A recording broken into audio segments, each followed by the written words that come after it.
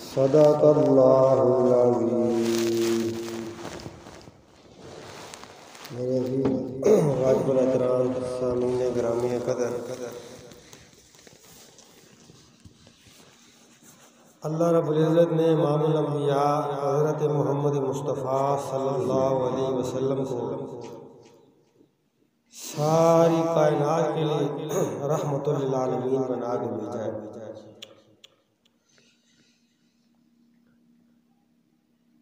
اور آپ صلی اللہ علیہ وسلم کے ذریعے سے اللہ رب العزت نے اس امت کے اوپر ایک خصوصی مہربانی فرمائی ہے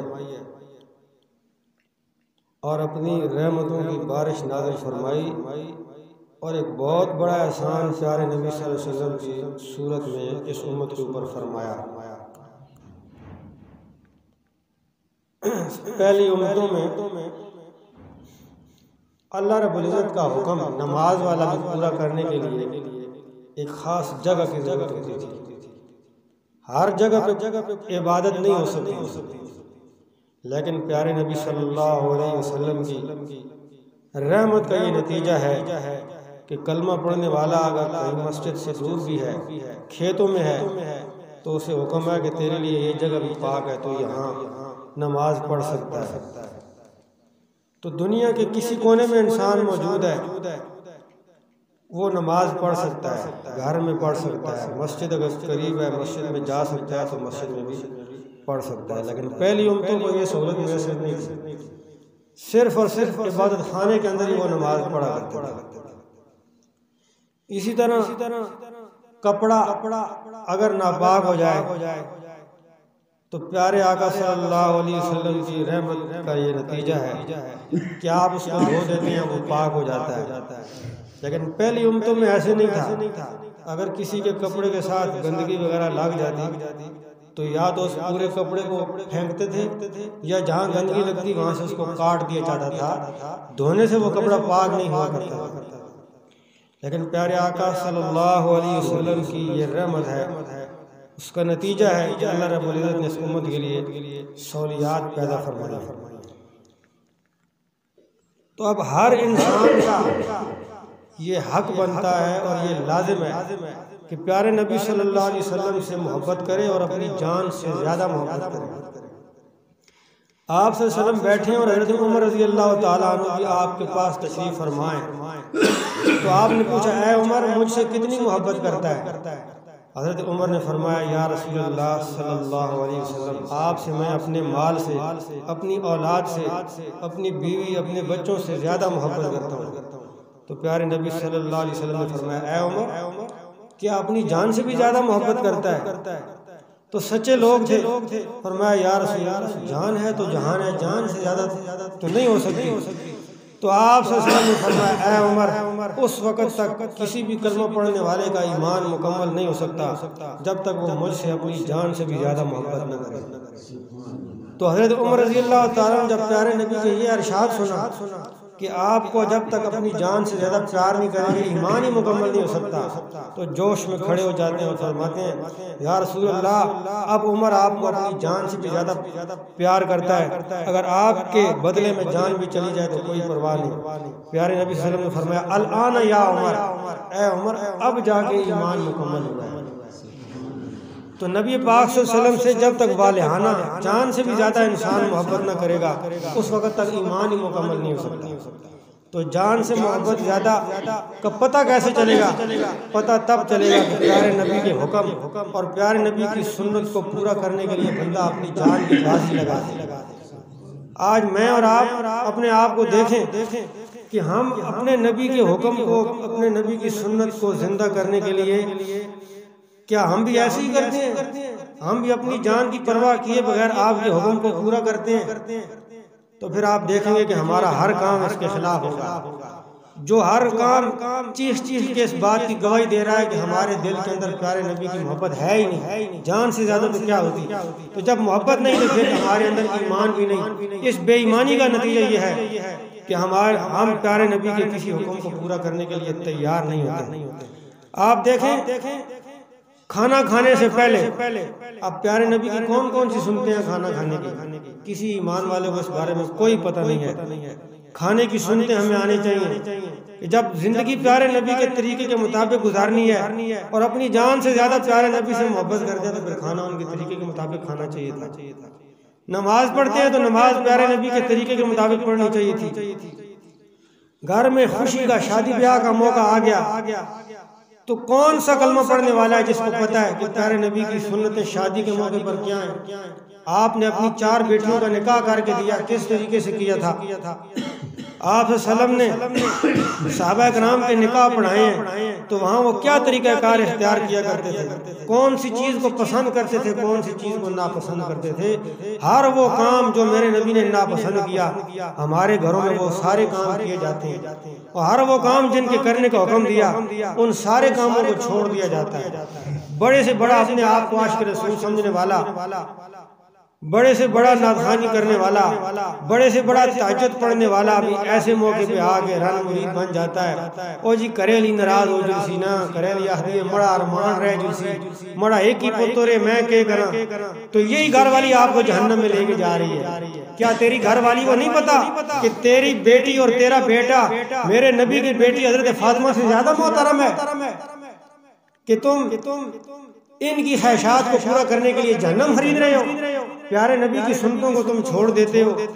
کیا تیرا حق نہیں بنتا کہ جس نبی نے ساری رات کھڑے ہو کے مصلی پہ تہجد کی نماز پڑھی ہے، جب صبح دعا کے لیے ہاتھ اٹھایا اپنے لیے کچھ نہیں مانگا، تیرے لیے مانگا ہے، میرے لیے مانگا ہے، اللہ اس کو معاف کر، اللہ اس کا کیا بنے گا، اے اللہ اس کو قیامت کے دن تو بخش دینا، اے اللہ اس کو جنت کا مستحق بنا دینا۔ جو نبی ساری رات تیرے لیے دعائیں کرتا رہا ہے، آج جب تیرے گھر میں اسی نبی کے صدقے خوشی کا موقع آیا ہے تو اسی کو ناراض کرنے پہ لگ گیا۔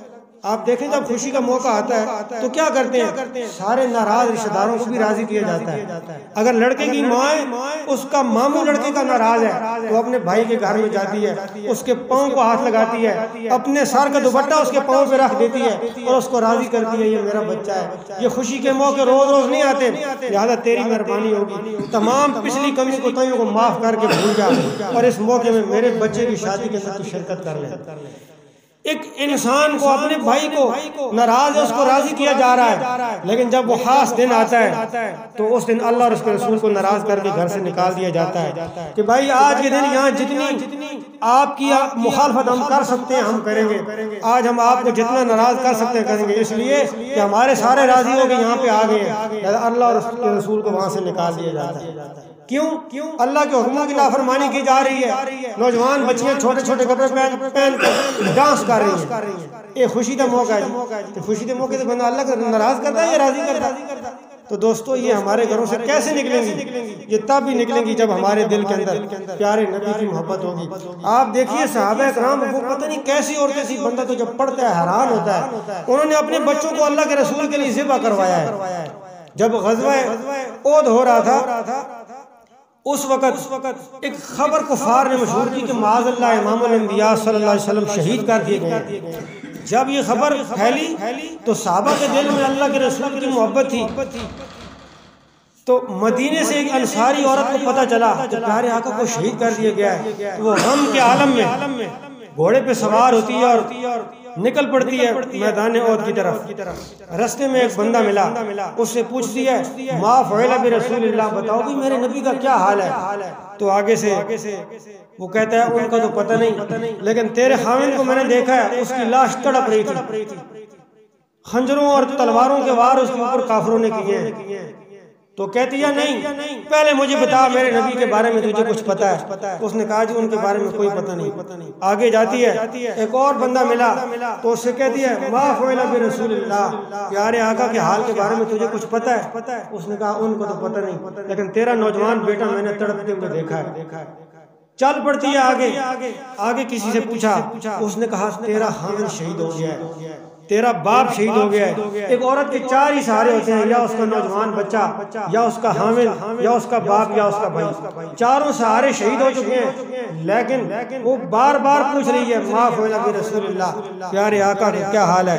جب میدان احد کے قریب پہنچتی ہے تو دور اس نے دیکھا کہ پیارے آقا تشریف فرمائیں، ارد گرد صحابہ کرام بھی بیٹھے ہوئے ہیں، آپ کے چہرے کی زیارت کرتی ہے اور وہیں سے کہتی ہے کل مصیبت بعدک جلل، یا رسول اللہ صلی اللہ علیہ وسلم میرا خامن شہید ہو گیا ہے، میرا باپ شہید ہو گیا ہے، میرا بیٹا شہید ہو گیا ہے، اور اسی طرح میرا بھائی شہید ہو گیا ہے یا رسول اللہ، لیکن آپ کا چہرہ سلامت ہے، آپ کا وجود سلامت ہے، تو کل مصیبت بعدک جلل، بے شک یہ بڑی مصیبتیں تھیں لیکن آپ کا چہرہ اور آپ کی صحت دیکھنے کے بعد یہ بڑی مصیبت میرے لیے کوئی چیز نہیں۔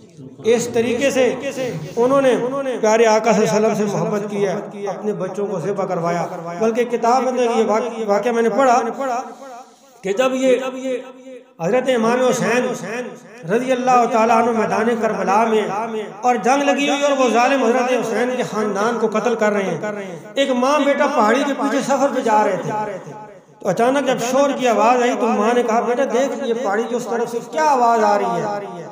تو وہ نوجوان جب پہاڑی کے اوپر چڑھا تو دیکھا کہ میدان کربلا کے اندر لڑائی لگی ہوئی ہے، تو واپس آ کے ماں کو سارا واقعہ سناتا ہے کہ امام حسین رضی اللہ تعالیٰ عنہ وہاں پہ موجود ہیں اور کفار آپ کو مار رہے ہیں، آپ کے خاندان کو قتل کر رہے ہیں۔ تو ماں نے کہا بیٹا پھر واپس آ گیا؟ تو اس بچے نے کہا ماں ارادہ واپسی کا ہے، صرف آپ کو بتانے کے لیے آیا ہوں، کہیں میری غیرحاضری کی صورت میں آپ پریشان نہ ہو جائیں۔ وہ نوجوان میدان کربلا میں جاتا ہے اور حضرت حسین رضی اللہ تعالیٰ عنہ ان کے خاندان کے دفاع میں لڑتے لڑتے اپنی جان دے دیتا ہے۔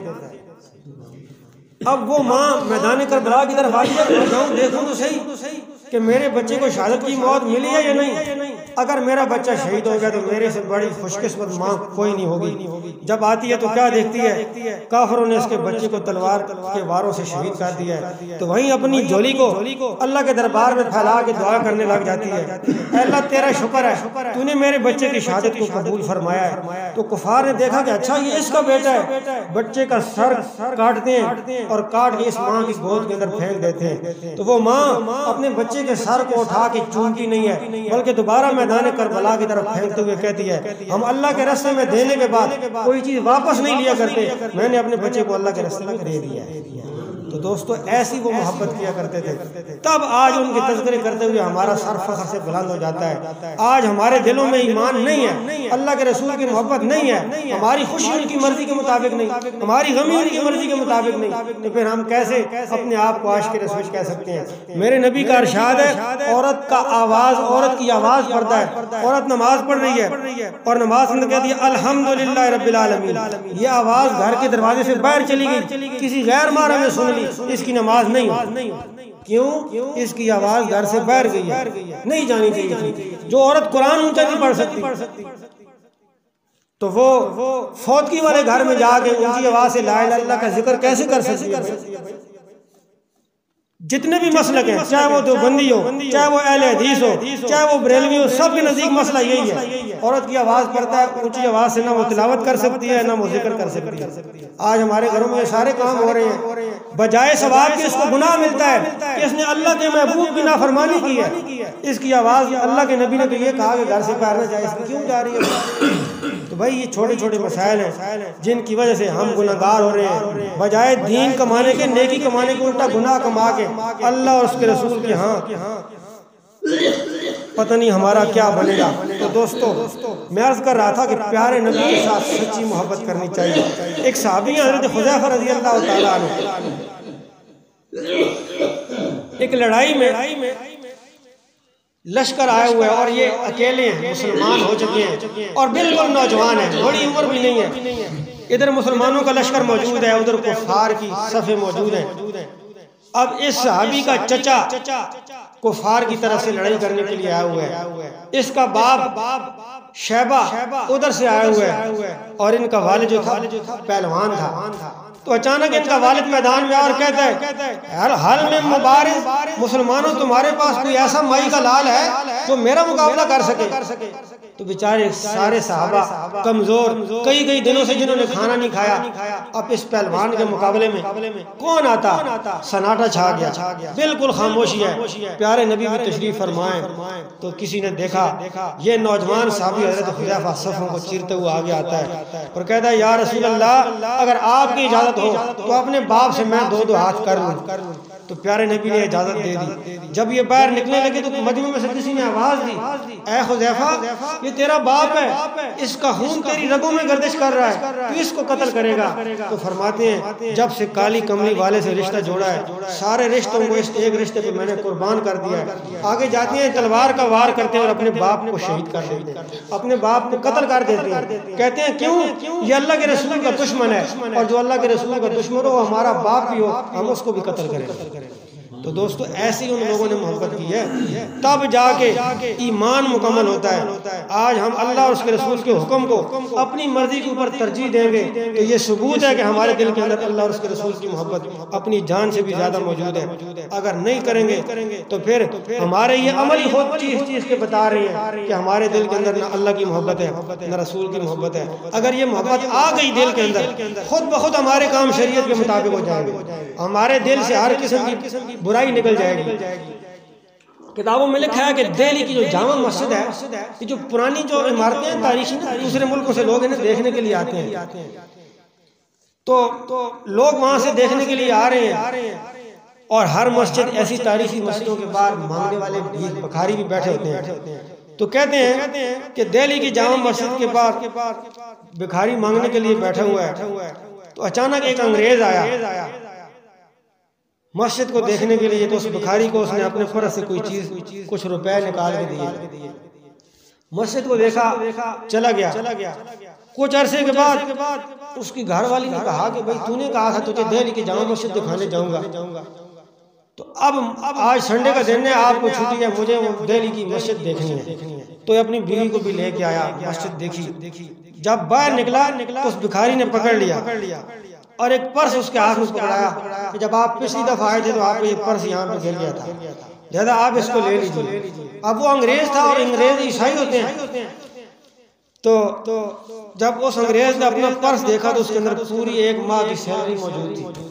تو انگریز بڑا حیران ہوا اور اس مانگنے والے سے پوچھا کہ بھائی یہ میرے 1 مہینے کی پوری تنخواہ اس کے اندر موجود تھی، یہ گم ہو گئی تو میں بغام ہو گیا، گم گئی تو بات ختم ہوگی، لیکن تو نے یہ بالکل ساری مجھے واپس، تو مانگنے والا ہے بھائی، تیرے کئی مہینوں کا خرچہ ان پیسوں سے چل جاتا، لیکن تو نے اس میں سے 1 روپے بھی استعمال نہیں کیا اور سارا مجھے واپس کر رہا ہے، کیا وجہ ہے؟ اس نے کہا جی اس کی وجہ یہ ہے کہ میں اپنے نبی سے سچے دل سے محبت کرتا ہوں۔ جب میں نے پیسے دیکھے تو میرا دل بھی کر رہا تھا کہ ان کو استعمال کر لوں، لیکن اچانک میرے دل میں خیال آیا کہ تم عیسائی ہو، میں مسلمان ہوں، قیامت کے دن ساری کائنات کے انسان موجود ہوں گے، سارے نبی موجود ہوں گے، آپ کے نبی حضرت عیسیٰ بھی موجود ہوں گے، میرے نبی محمد رسول اللہ صلی اللہ علیہ وسلم بھی موجود ہوں گے۔ اگر اس دن حضرت عیسیٰ علیہ السلام نے میرے نبی کے دربار میں شکایت کر دی کہ یا رسول اللہ آپ کے ایک امتی نے میرے امتی کا پرس چرایا تھا، تو قیامت کے دن میری وجہ سے میرے نبی کا سر جھک جائے گا، میری یہ برداشت نہیں تھی کہ میری وجہ سے قیامت کے دن میرے نبی پریشان ہو جائیں، آپ کا سر جھک جائے، ایسے نہیں ہو سکتا، اس لیے میں آپ کے پیسے آپ کو واپس کر رہا ہوں۔ تو جب دل کے اندر سچا عشق رسول ہوگا تو خود بخود بندہ گناہوں سے بھاگے گا کہ بھائی یہ میرے اللہ کے نبی کی مرضی کے خلاف ہے، قیامت کے دن میرا یہ گناہ میرے نبی کا سر نیچے نہ کر دے۔ جب اللہ کہیں گے اے نبی دیکھ لیجیے اپنی امت کا حال، انہوں نے یہ کرتوت آپ کے بعد دنیا میں کیے تھے، تو اس دن ہمارے آقا پریشان نہ ہو جائیں۔ اپنے نبی کو پریشانی سے بچانے کے لیے انسان خود کو گناہوں سے بچانے لگ جائے گا، تو اسی کہتے ہیں سچا عشق، اسی کہتے ہیں سچی محبت۔ اللہ تعالیٰ ہمیں اپنے پیارے نبی کی سچی محبت نصیب فرمائے۔ ربنا ظلمنا انفسنا وان لم تغفر لنا وترحمنا لنكونن من الخاسرين لا الہ الا انت سبحانک انی کنت من الظالمین لا الہ الا انت سبحانک انی کنت من الظالمین۔ اے الہ العالمین ہم سب کے صغیرہ کبیرہ سارے گناہ معاف فرما، اے اللہ تو اپنی رضا والے اعمال کرنے کی توفیق نصیب فرما۔ اے الہ العالمین جتنے لوگ پریشان حال ہیں سب کی پریشانی دور فرما، اے اللہ جو لوگ ضرورت مند ہیں سب کی ضرورتوں کو اپنے غیب کے خزانوں سے پورا فرما۔ اے الہ العالمین تو ہمیں اسلام کی زندگی نصیب فرما، اے اللہ ایمان کی موت نصیب فرما، اے اللہ تمام مقروضوں کے قرض آسان فرما۔ اے الہ العالمین دنیا میں جہاں بھی مسلمان مظلوم ہیں ظلم سے نجات نصیب فرما۔ اے اللہ جتنے لوگ مریض ہیں سب کو صحت کاملہ عاجلہ مستمرہ نصیب فرما۔ اے الہ العالمین مولا کریم ہمیں پیارے نبی صلی اللہ علیہ وسلم کی سچی محبت نصیب فرما۔ اے اللہ آپ کی تمام سنتیں زندہ کرنے کی توفیق نصیب فرما۔ اے الہ العالمین جتنے بھی لوگ دنیا سے چلے گئے اللہ سب کی بخشش فرما۔ اے الہ العالمین جب ہماری موت کی باری آئے تیرے فضل سے ہماری زبانوں سے جاری ہو جائے لا الہ الا اللہ محمد رسول اللہ وصلی اللہ تعالی علی خیر خلقہ محمد وعلی آلہ وصحبہ اجمعین برحمتک یا